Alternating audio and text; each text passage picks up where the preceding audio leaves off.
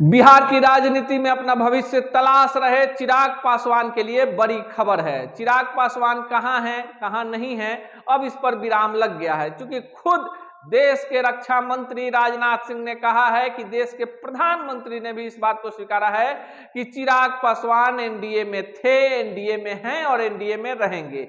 ये बात तब सामने आई है जब देश के राष्ट्रपति का चुनाव होना है और एनडीए अपने प्रत्याशी द्रौपदी मुर्मू के लिए अपने सहयोगी दलों से समर्थन मांग रही है।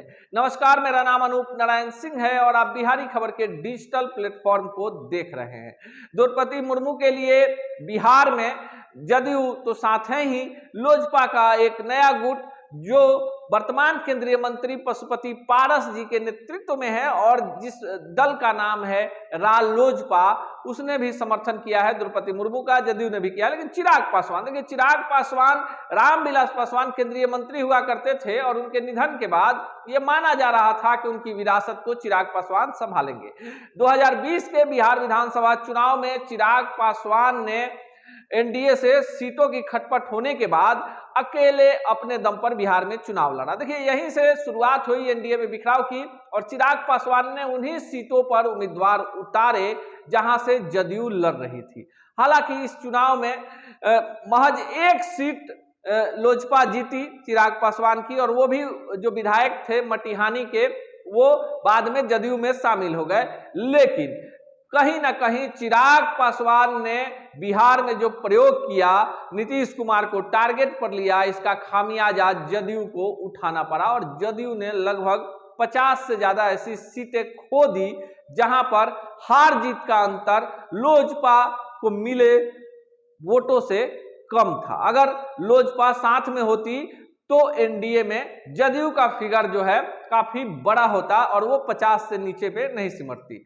चुनाव बीतने के बाद नीतीश कुमार की खुन्नस कहीं ना कहीं चिराग पासवान से थी और लोजपा में जो बड़ी टूट हुई, रामविलास पासवान के भाई पशुपति पारस और उनके भतीजे प्रिंस राज, जो दोनों सांसद हैं, दोनों और बाकी के अन्य 4 सांसदों ने मिलकर दल से जो कुल सांसदों में अकेले सांसद चिराग पासवान को छोड़कर नई पार्टी बना ली। इसका नाम रखा गया रालोजपा और इस पार्टी के तरफ से पशुपति पारस जो हाजीपुर सुरक्षित लोकसभा क्षेत्र से सांसद हैं, उन्हें केंद्रीय मंत्री बनाया गया और वो मंत्रालय भी वहीं मिला जो रामविलास पासवान के पास था।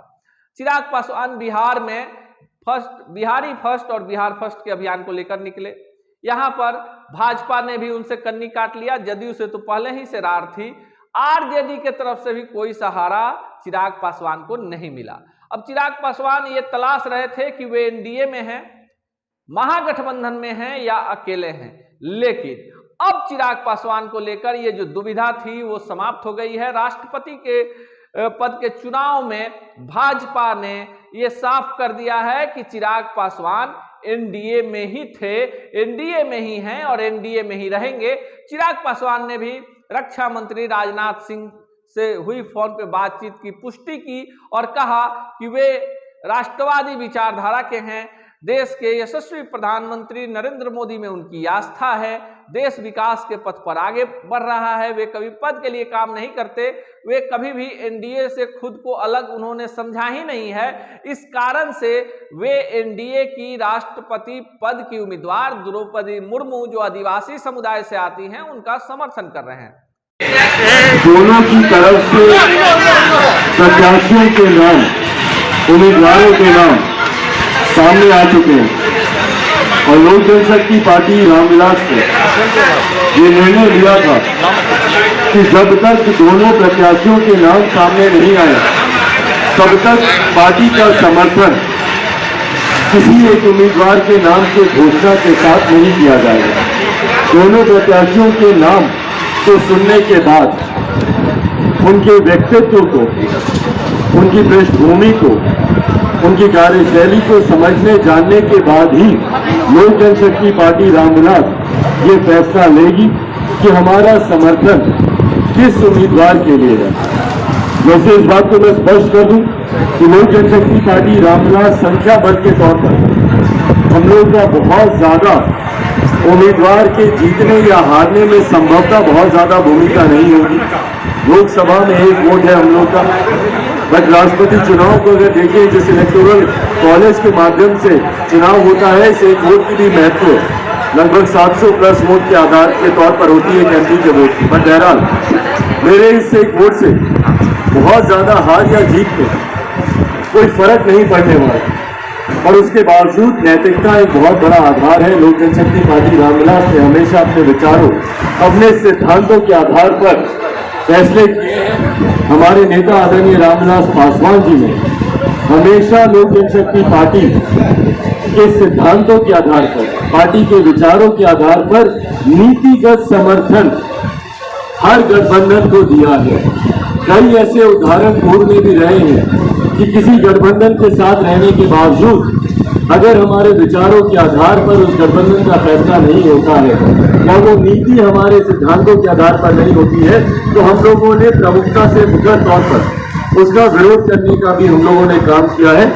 उदाहरण के तौर पर डिमोनेटाइजेशन एक ऐसा ही फैसला था केंद्र सरकार का, जिसका लोक जनशक्ति पार्टी रामविलास ने, लोक जनशक्ति पार्टी उस वक्त थी और हमारे नेता आदरणीय रामविलास पासवान जी ने, मैंने स्वयं उस वक्त ही उसका विरोध किया था। भूमि अधिग्रहण बिल केंद्र सरकार 2014 में एनडीए की सरकार बनते ही ये बिल लाया गया था। पार्लियामेंट में खुद मैंने खड़े होकर इस बिल का मैंने विरोध किया था।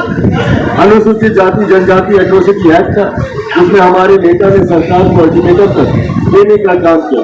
वही कई बार विपक्ष के द्वारा कई ऐसे नीतिगत फैसले लिए गए जो हम लोग विपक्ष में होने के बावजूद हम लोगों ने उस फैसलों का हम लोगों ने समर्थन किया। उदाहरण के तौर पर अब इस पर अभी तक जदयू की तरफ से कोई प्रतिक्रिया नहीं आई है।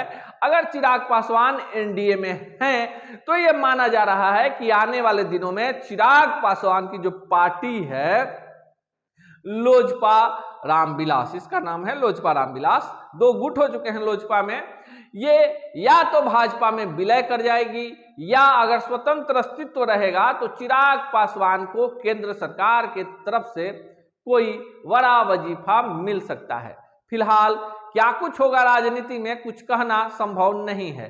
देश और प्रदेश की राजनीति में लोगों में मतभेद होते हैं पर मनभेद नहीं होते हैं। राजनीतिज्ञ अपने फायदे के लिए कब किस खेमे में जाए यह बताना आसान नहीं होता। लोकतंत्र में लोक यानी जनता तमाशाबीन बनकर रह जाती है, लेकिन अगर राष्ट्रवाद, बेहतर समाज के निर्माण और विकास के मुद्दे पर सभी दल एक साथ आते हैं तो यह बेहतर विकल्प होगा। फिलहाल बिहार की राजनीति में टिमटिमाता चिराग फिर अब पूरी प्रबलता से जलता नजर आ रहा है और जो दुविधा थी चिराग पासवान के एनडीए में होने और नहीं होने की, इस पर से खतरे का बादल टल चुका है। आगे की खबरों में बने रहिए बिहारी खबर के साथ।